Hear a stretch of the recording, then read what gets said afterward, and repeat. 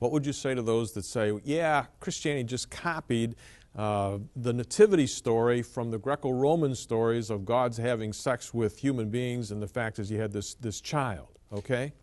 Well, I often read, when I do the nativity part of the story in my classes, an account of Plutarch about how Alexander the Great was born. And the picture is of a snake slithering over, I'm trying to do this delicately, slithering over Alexander's mother. There's lightning bolts, etc., and lo and behold, 9 months later we get Alexander the Great. And I basically say to the class, look at what this story does and how it tells the story, and look at what we get in the Bible where we just get an announcement, and that's it. There's a contrast in the way the story is told.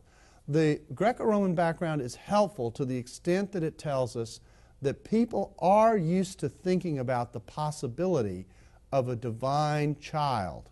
Okay, they help us in that regard, but they don't help us with the historical details of the uniqueness of how God went about, if you will, taking on human flesh. Yeah.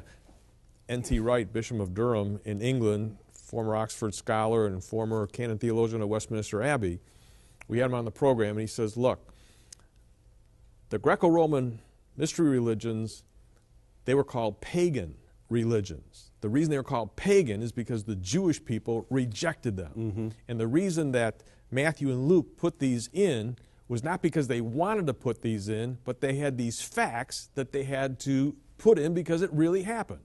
Yes, and it's a polemic against the Greco-Roman worldview to be able to say, look, well, this isn't one of many divine men whom you're used to.